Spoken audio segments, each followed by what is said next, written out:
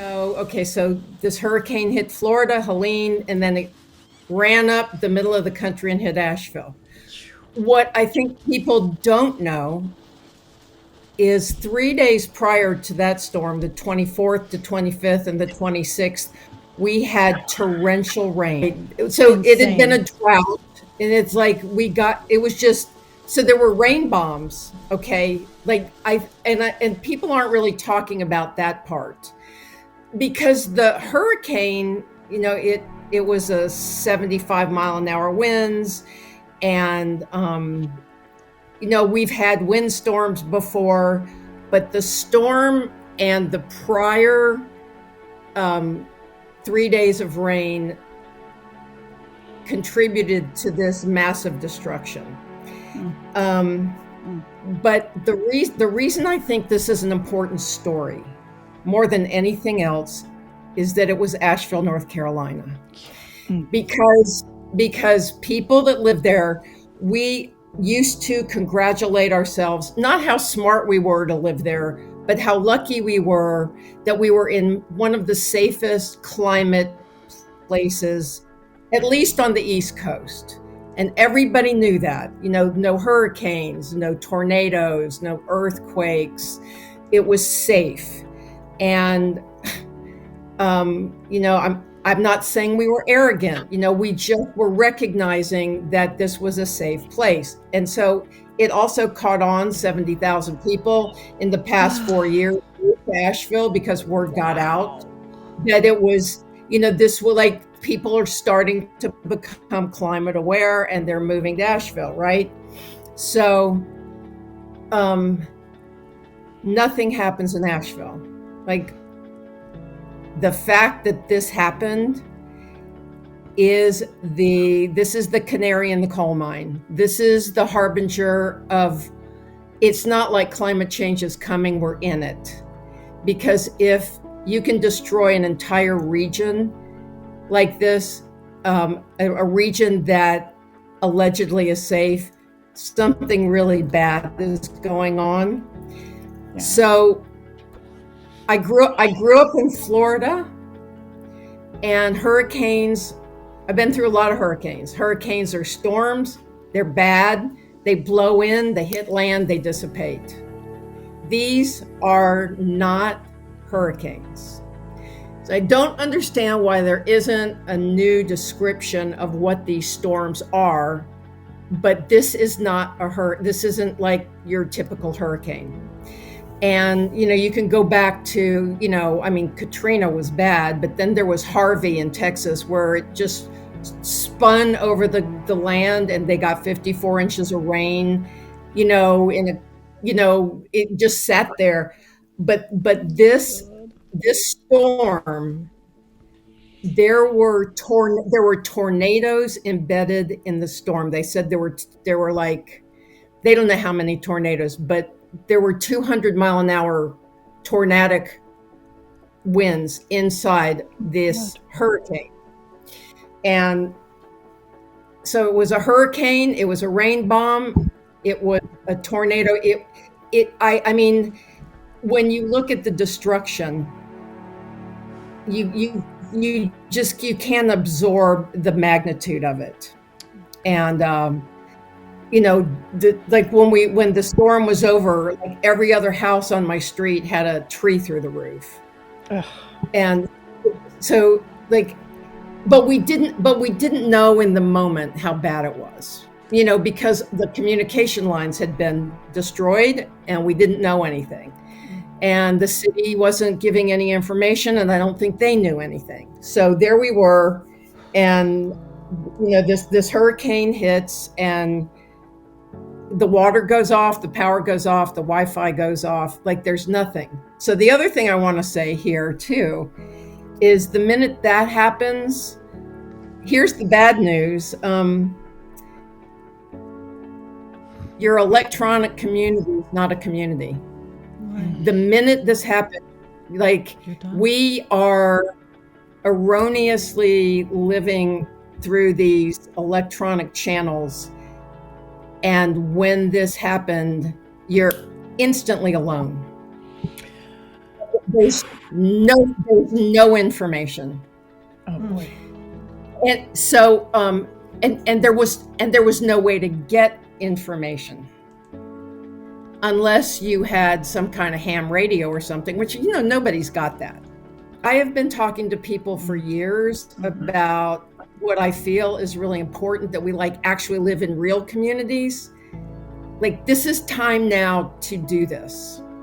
Yeah. And I can speak to this from experience now. This isn't some theory on a piece of paper. It's like when you're alone like this, it's terrifying. And nobody knew anything. And so we were all sitting in our cars, turning on our car radios, trying to get information because we didn't have cell phones. And that went on for days. There was nothing. So the water goes out, the power goes out, you can't communicate with anybody, and you have absolutely no idea. People were just in the street walking around like zombies, what's going on? And then when you got in your car and you started driving, you couldn't drive because trees were down, 7 or 8 trees in somebody's front yard would go down. So you couldn't drive anywhere. And the photographs, the mainstream, you couldn't even comprehend it, what really was going on. So this was just, it was, and everybody was in shock. Wow. Big shock. Yeah, I mean, and it was and the information was really trickling in. When's the water coming back? Nobody knows. The city wasn't telling anybody. They didn't know. But I ended up 4 days into it. I went to a friend's house, and she had power and water, and she had Wi-Fi. So we were watching videos of what was going on. And it was whole sections of the city were gone. Mm-hmm. And whole cities are gone in the air. Swannanoas was underwater, Black Mountain was gone, Chimney Rock was gone. I mean, these are this was a regional hit. It wasn't like Katrina where it was contained. Right.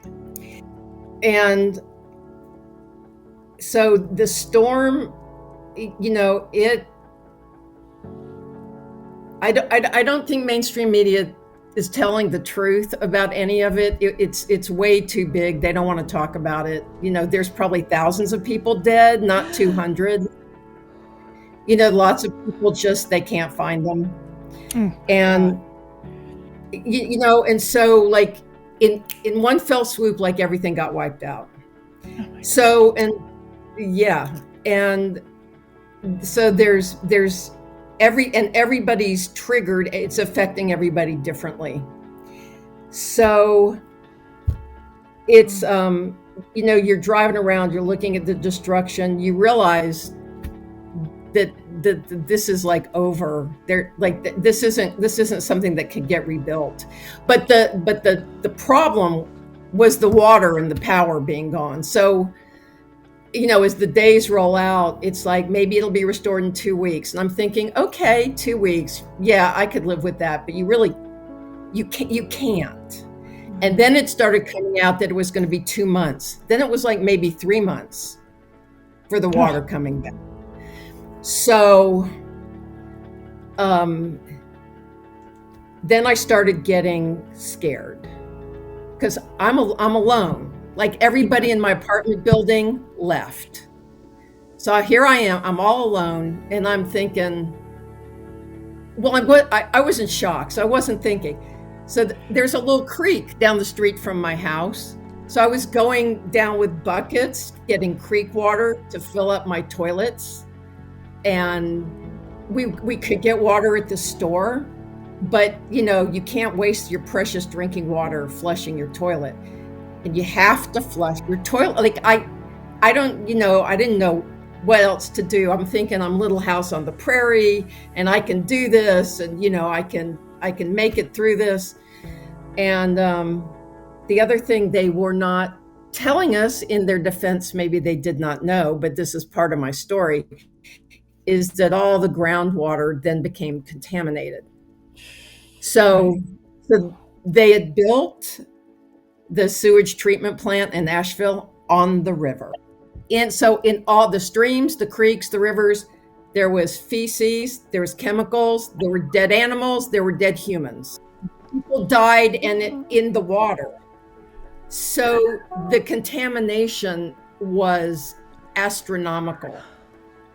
Here's me, I don't know this, right? This is our nice little creek in our neighborhood. I live in one of the nicest areas in the city, nice little clean creek. I'm thinking, yeah, I'm good. I can get creek water. I'm strong. I can carry buckets of water. And then I realized I can't figure out how to wash my dishes because I could cook. I had gas stove, but I couldn't, nobody realizes how much water you use every day until this happens. You have no idea how much water you need. So instead of washing my dishes, I would cook and then I'd throw the pans away. I just throw them in the garbage. It's because I couldn't clean. So things started getting really dysregulated. I knew I wasn't mentally okay. And I was alone. And then you couldn't call your friends because they were all going through the same thing. Right. And with different, everybody had different problems, but we were triggering each other psychologically. So I'm thinking it's a bad story. So I can't figure out anything. I'm alone. I'm I got nothing. So I'm I can kill myself because I didn't know what to do. I didn't have any resources. I didn't have any information. And I didn't.